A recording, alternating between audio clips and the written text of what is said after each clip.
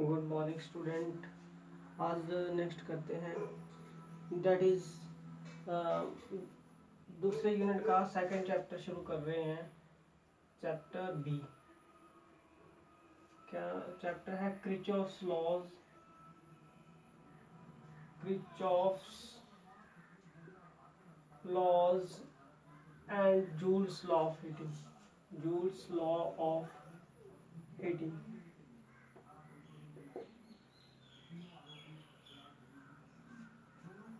Kirchhoff's law very important. हमें Kirchhoff's law की जरूरत क्यों पड़ती है, किस लिए यूज करते हैं क्रिचॉफ्स लॉ, फर्स्ट टॉपिक है हमारा। तो अगर अगर किसी सर्किट में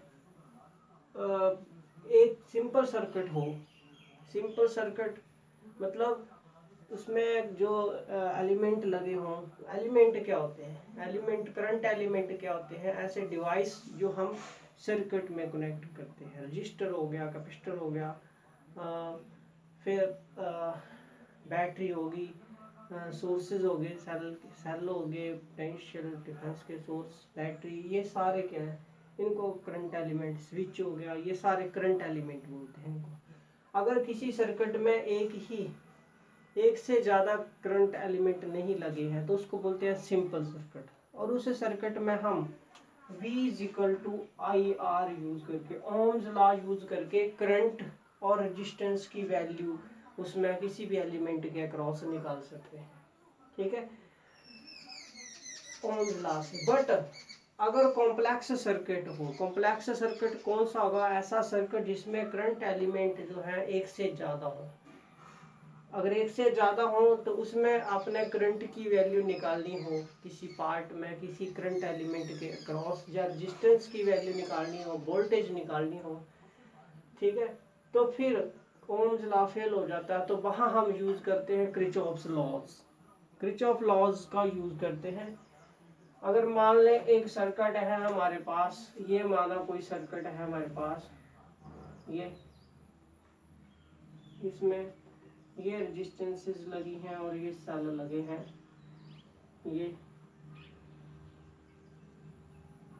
ये ऐसा कोई सर्किट है।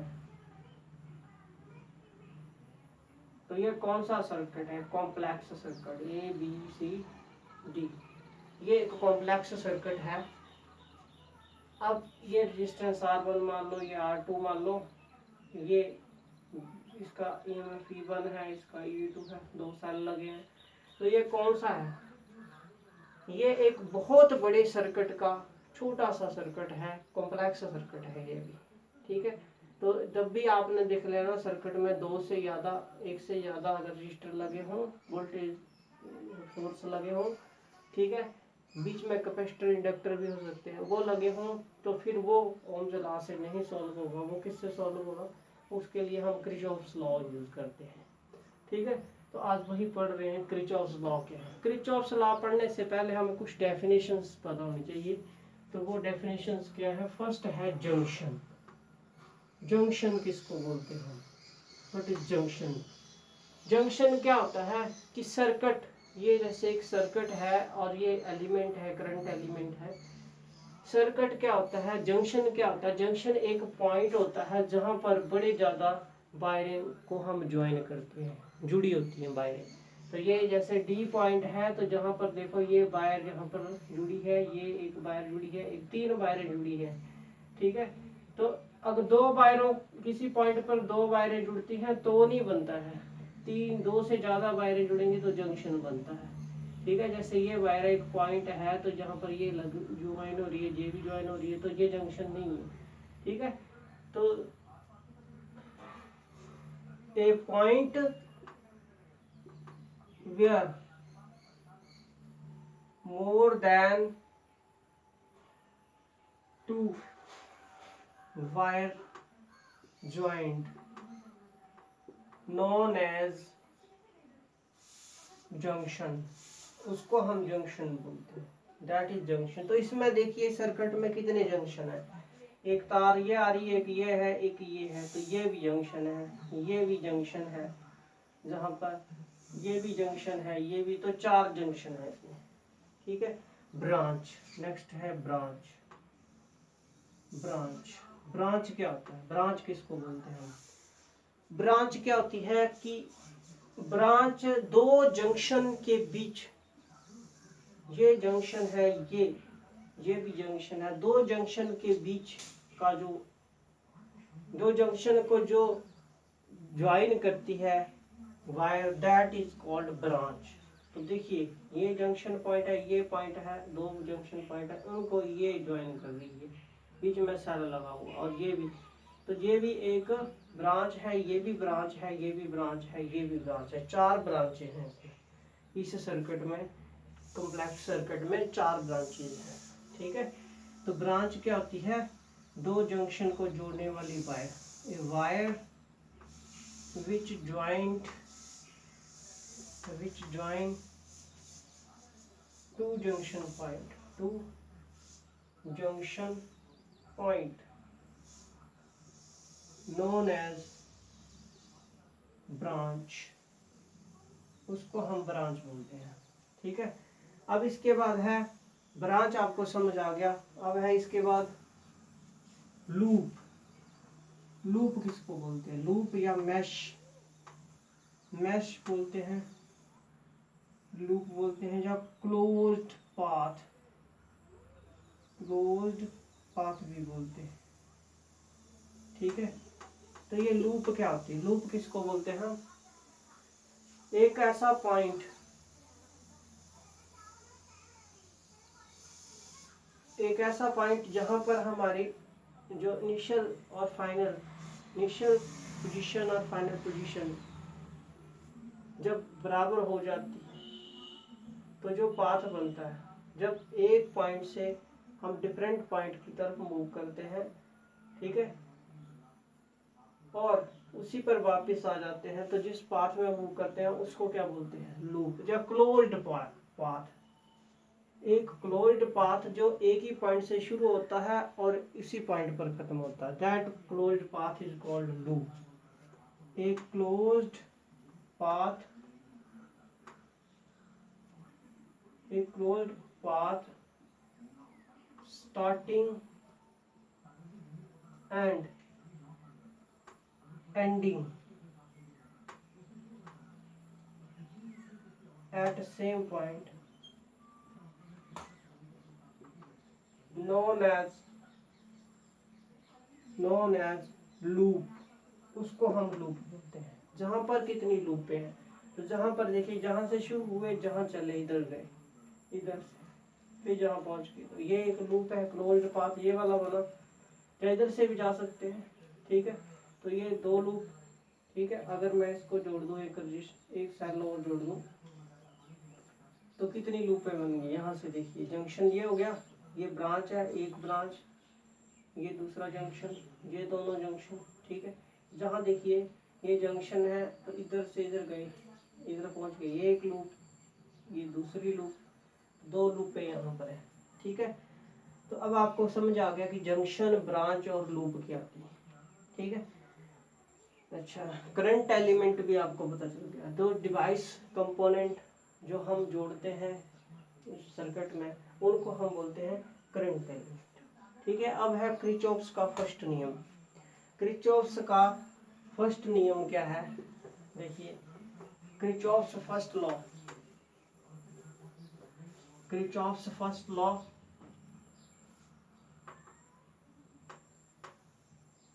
किरचॉफ्स फर्स्ट लॉ, और क्या बोलते हैं, इस लॉ का यूज करते हैं हम करंट, किसी भी ब्रांच में करंट की वैल्यू कितनी है उसको फाइंड करने के लिए कॉम्प्लेक्स सर्किट में, तो इसलिए इसको हम क्या बोलते हैं, करंट लॉ भी बोलते हैं।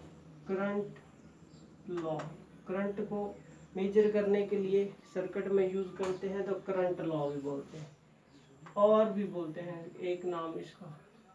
ये एक जंक्शन पे करंट की डिस्ट्रीब्यूशन कैसे हो रही है, एक जंक्शन पर कितना करंट है वहां पर डिटरमिन करने के लिए यूज होता है, इसलिए इसको जंक्शन लॉ भी बोलते हैं, जंक्शन लॉ, जंक्शन लॉ, ठीक है।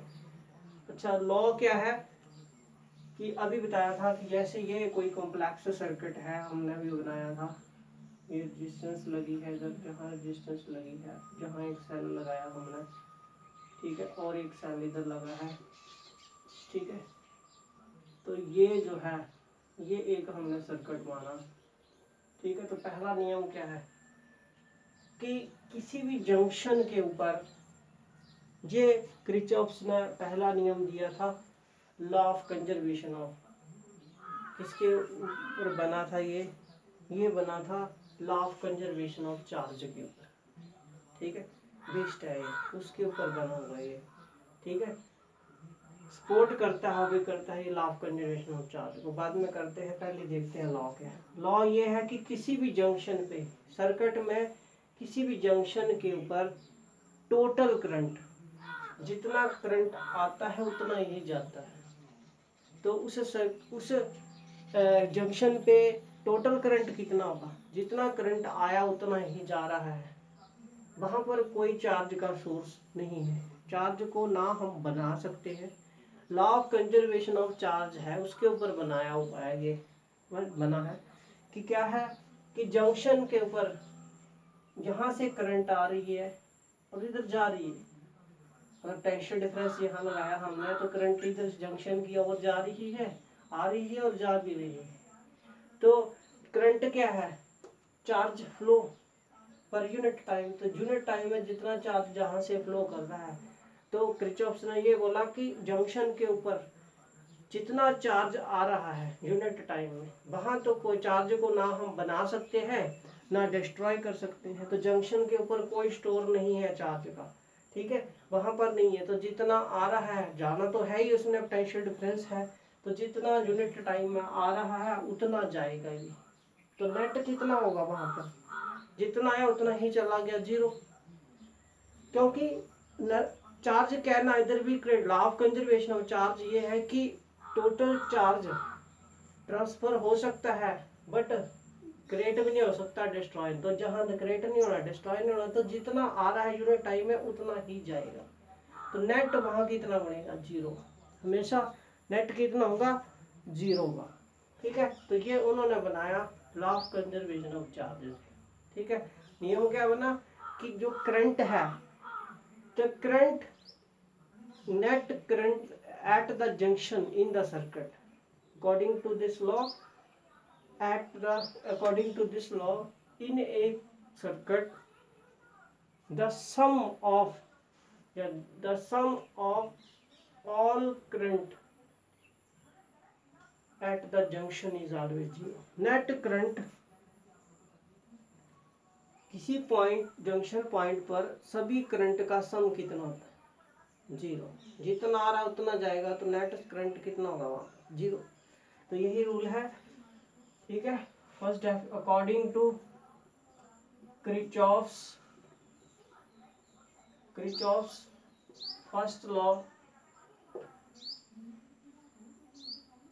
The sum of all currents, according to Kirchhoff's first law, the sum of all current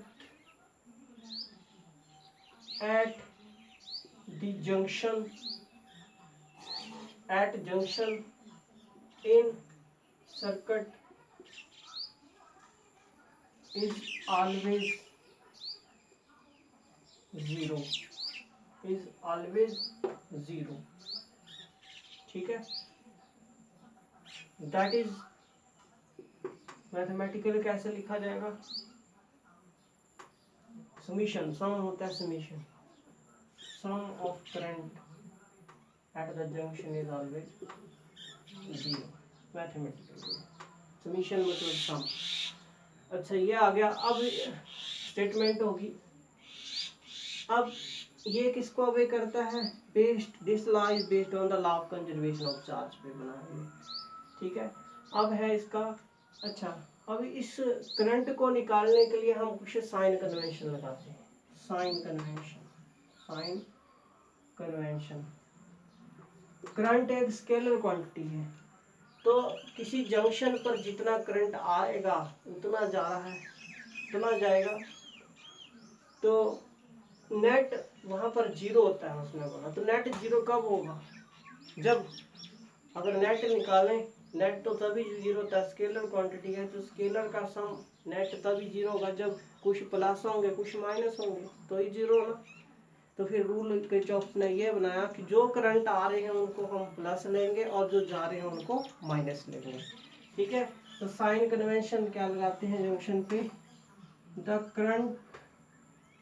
currents entering at junction is taken as positive, the currents leaving the junction is taken as negative। जो current junction को leave करते हैं उनको हम negative लेंगे। ठीक है, negative होते हैं और जो अप्रोच करेंगे उनको पॉजिटिव होते हैं। वो एक्सप्लेन कर रहा है आपने, करंट की वैल्यू निकाल के बताना। ठीक है, एक्सप्लेन करना है इसको। तो फर्स्ट लॉ को एक्सप्लेन पेपर में आता है कि state Kirchhoff's law, sign convention बताइए फर्स्ट रूल के, और एक्सप्लेन भी कीजिए। एक्सप्लेन का मतलब ये है कि आपने कैसे अप्लाई होगा, कैसे करंट की वैल्यू निकाल सकते हैं, वो आपने एक्सप्लेन करना है। ठीक है, डिस्ट्रीब्यूशन तो माना हमने ये माना हमने कंसीडर किया एक पॉइंट ओ, और माना जहाँ पर जंक्शन पॉइंट ओ माना, और जहाँ पर माना करंट जो है, तीन करंट जो है वो एंटर करते हैं, I1 I2 I3 जंक्शन पर एंटर कर रहे हैं, और जो लीव करते हैं that will be I4 I5 leave करते हैं। Consider a junction O in circuit, ये कोई सर्किट है, ओ हमने जंक्शन माना है। ठीक है, consider a junction O in the circuit, let I1 I2 I3 be currents entering at O, and I4 I5 be the currents leaving the junction। ठीक है, तो देयरफॉर बाय किरचॉफ्स लॉ, तो किरचॉफ्स लॉ के according क्या होना, Kirchhoff's law के according net current कितना होना, जीरो, और जो आ रहे होंगे वो पॉजिटिव लेने और जो जा रहे हैं वो नेगेटिव लेने। तो I1 आ रहा है, I2 आ रहा है, I3 आ रहा है, पॉजिटिव लेना और ये माइनस लेने, I4, और सभी का सम कितना, जीरो, किरचॉफ्स की अकॉर्डिंग। अब ये जीरो होगा तो इसको इधर ले जाओ, तो क्या आ जाना, I1 plus I2 I3 equal to, अगर इसको इधर ले जाए तो I4 प्लस I5। तो इसका मतलब जो करंट एंटरिंग कर रहे हैं उनका सम किसके बराबर होता है, जितने लीव करें उनके सम के बराबर। तो नेट कितना होगा, जीरो होगा। ठीक है, तो नेट टोटल करेंगे तो जीरो ही होगा। ठीक है, समझ गए, तो ये एक्सप्लेन हो गया। ठीक है, तो एक नई डेफिनेशन भी है, दूसरी डेफिनेशन कि जंक्शन के ऊपर जितने करंट आ रहे होते हैं उनका सम किसके अप्रोच कर रहे होते हैं उनका सम हमेशा किसके बराबर होता है, जितने लीव करते हैं। तो ये भी है बट ओरिजिनल रूल यही है। ठीक है, इसका समझ गए। तो द टोटल करंट, तो ये पेपर में आता है, स्टेटमेंट आएगी और साथ में कन्वेंशन क्या थे फर्स्ट रूल के, और ये। ठीक है, अच्छा अब देखिए, मान लेते हैं ये कोई जंक्शन पॉइंट है जहां पर एक करंट जो है 5 एम्पियर का करंट जो है जहां पर जा रहा है, और जहां पर जहां पर जा रहा है 2 एम्पियर का।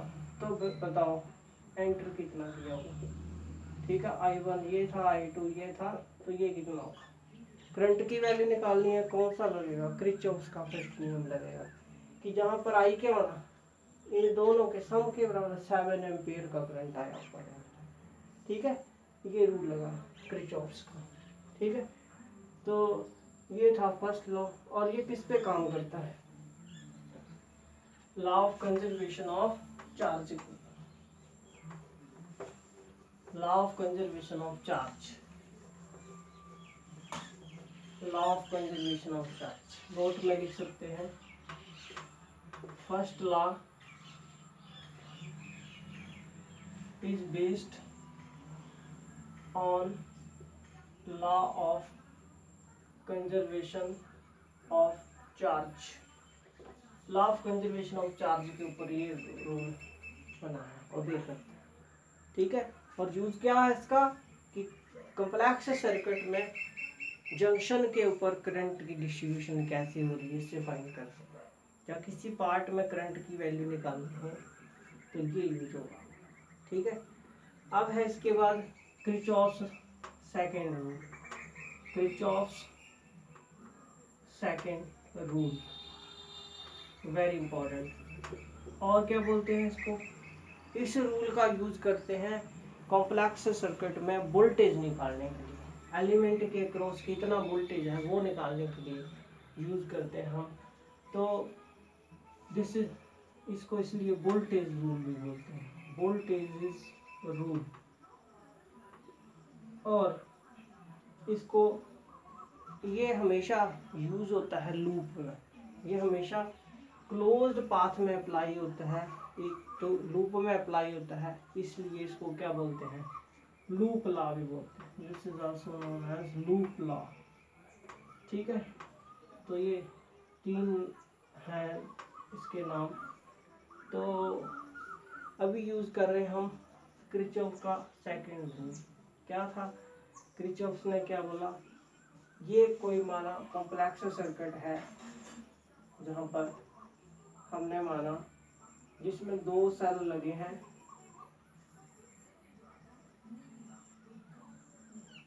दो सेल लगे हैं और दो रेजिस्टेंसेस लगी हैं, ये तीन रेजिस्टेंसेस लगी हैं, R1, R2 और R3।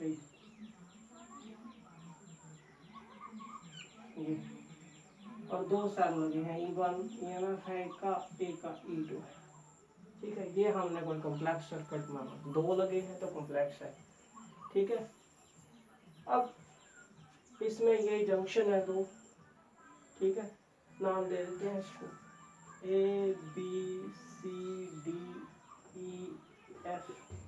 ABCDEF, ये सर्किट है कोई कॉम्प्लेक्स। अच्छा, नियम क्या बोलता है ये किरचॉफ्स का सेकंड नियम ये है कि किसी भी क्लोज्ड पाथ में या क्लोज्ड लूप में जो नेट पोटेंशियल का सम होता है, नेट पोटेंशियल जो डिफरेंस का सम होगा वो हमेशा कितना होता है, zero, that always equal to zero. ठीक है, तो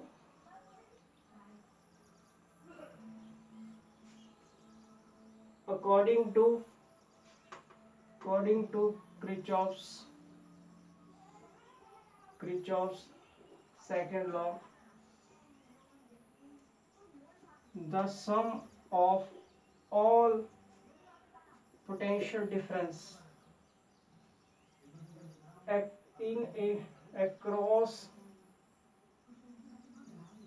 in a closed loop, in closed loop, the path in closed loop is always equal to zero। Close loop में हमेशा टोटल पोटेंशियल होगा, क्लोज लूप में वो हमेशा कितना होता है, zero. That is sum of, mission मतलब sum of all potential. V से भी लिख सकते हैं, वो टर्मिनल भी हो सकता है और वो ईएमएफ भी हो सकता है, ई भी लिख सकते हैं, आपकी मर्जी है। ई से लिख देते हैं, या बी से लिख दो इक्वल टू 0 0। ठीक है, ये डेफिनेशन है, 3 डेफिनेशन है इसकी। या फिर दूसरा ये है कि जो सेलों के द्वारा टेंशन अप्लाई होता है वो हमेशा नेट क्लोज्ड पाथ में नेट पोटेंशियल जो अप्लाई होता है या ये वो हमेशा किसके बराबर होता है, product of sum of product of current and potential across in a loop. Loop में करंट और पोटेंशियल रेजिस्टेंस के प्रोडक्ट के सम के बराबर होता है। ठीक है, ये भी हो सकता है, आप ये भी अप्लाई कर सकते हैं, हम ये भी लिखेंगे। अच्छा, इसका अब इसको किरचॉफ्स ने इसका यूज करते हैं वोल्टेज निकालने के लिए, पोटेंशियल निकालने के लिए किसी भी एलिमेंट के क्रॉस, चाहे इसके क्रॉस निकालना है इसके क्रॉस। अगर आपने कुछ आपको दे रखे हैं किसकी किन्हीं के क्रॉस पता है, कुछ के क्रॉस नहीं पता, उनका निकालना हो तो वही ही यूज होता है। ठीक है, आपका किरचॉफ सेकंड लॉ वोल्टेज के लिए ये होता है और करंट के लिए पहले वाला यूज होता है। ठीक है, और वोल्टेज करंट पूछा हो तो दोनों यूज होते हैं। ठीक है, हमेशा ये दोनों लगेंगे। ठीक है, कई बार ऐसा होता है कि करंट वोल्टेज, आपको वोल्टेज चाहिए तो करंट निकालना पड़ता है तो पहला भी लगाना पड़ता है, वोल्टेज पता है करंट चाहिए तो दूसरा भी लगाना पड़ता है, तो के दोनों यूज होते हैं हमेशा। ठीक है, तो साइन कन्वेंशन,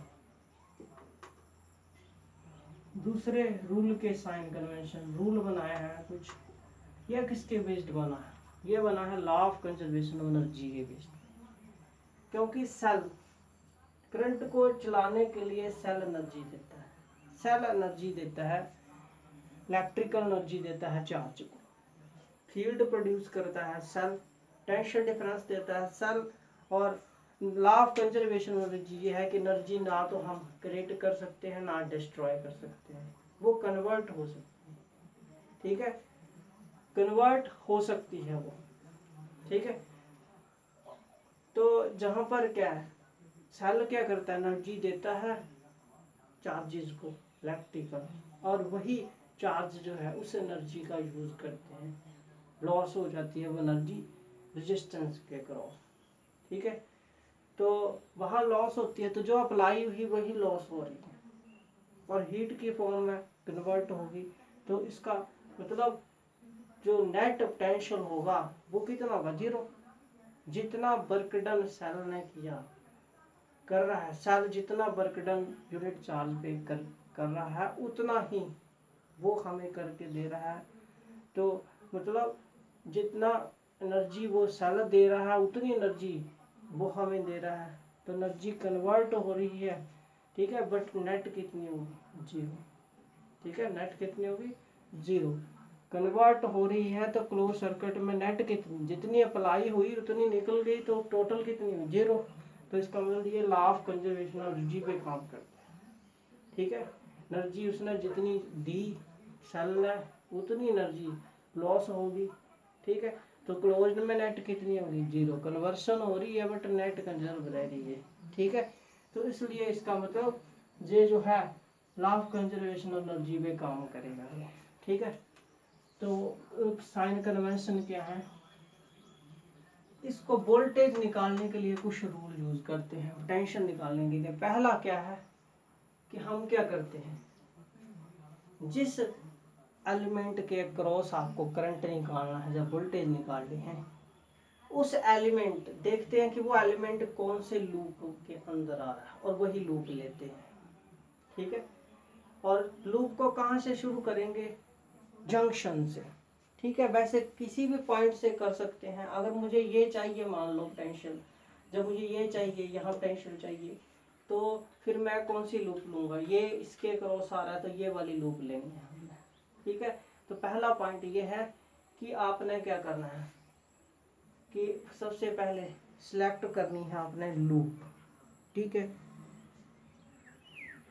टेंशन डिफरेंस को लूप में फाइंड करने के लिए लूप लेनी है आपने कौन सी डायरेक्शन में, तो लूप को आप ले सकते हैं या क्लॉकवाइज ले सकते हैं या फिर एंटी क्लॉकवाइज ले सकते हैं। लूप को आपने लेना है, क्लॉकवाइज चलना है लूप में या एंटी क्लॉकवाइज चलना, ठीक है।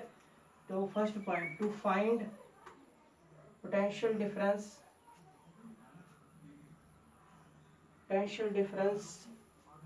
to find potential difference in a loop, we select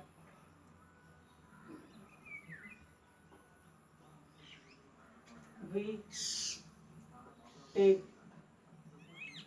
take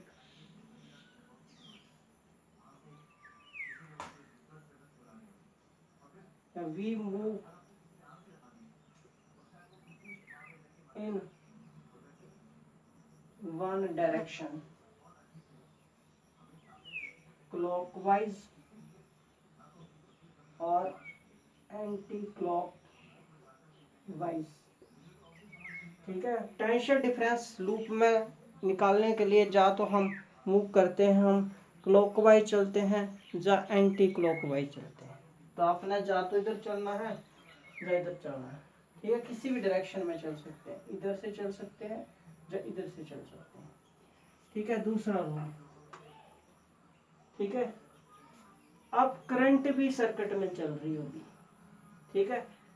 तो अगर जब आप मूव कर रहे हैं रेजिस्टेंस आ जाए, अगर रेजिस्टेंस आती है, मान लेते हैं ये रेजिस्टेंस आ गई रास्ते में और करंट जा रहा है इस डायरेक्शन में, आप भी इसी डायरेक्शन में मूव कर रहे हैं, कैलकुलेशन की डायरेक्शन भी आपकी यही है, ठीक है। और ये रेजिस्टेंस है, ये पॉइंट पी है, ये क्यू है, ठीक है। करंट इधर जा रहा है, तो करंट हमेशा जाता है higher potential to lower potential. तो ये higher potential to lower potential जाता है करंट, तो क्या होना, तो करंट जा रहा है तो पोटेंशियल का डिफरेंस क्या होना, B P minus B Q, कितना होगा, जहाँ पर ज़्यादा जहाँ पर कम, तो क्या रिजल्ट आएगा, पॉजिटिव, ठीक है। तो रूल ये बना कि अगर आप रेजिस्टेंस में करंट की डायरेक्शन में चलते हो तो रेजिस्टेंस की वैल्यू पोटेंशियल क्या क्या आएगा, पॉजिटिव। पोटेंशियल की वैल्यू क्या लेनी है, पॉजिटिव लेनी है, ठीक है। थर्ड रूल उल्टा भी हो सकता है, जे आप मूव कर रहे हैं और करंट अपोजिट चल रहा है, रेजिस्टेंस के क्रॉस करंट अपोजिट डायरेक्शन में आ रहा है, तो क्या होना, पोटेंशियल डिफरेंस क्या होना फिर, तो वैल्यू क्या लेनी, क्या आएगी, इधर आ रहा है इसका मतलब इसका ज़्यादा है इसका कम है, तो ये हम तो इधर आ रहे हैं, तो इन पॉइंटों का पोटेंशियल डिफरेंस क्या होना, इसका और इसका, तो क्या होना, दैट विल बी नेगेटिव आना। क्यों नेगेटिव आना, क्योंकि ये ज़्यादा होना, करंट इधर आ रहा है, इसका मतलब ये हायर है, ये लोअर, तो नेगेटिव आएगा। तो अपोजिट, अगर करंट के अपोजिट अगर आप हैं तो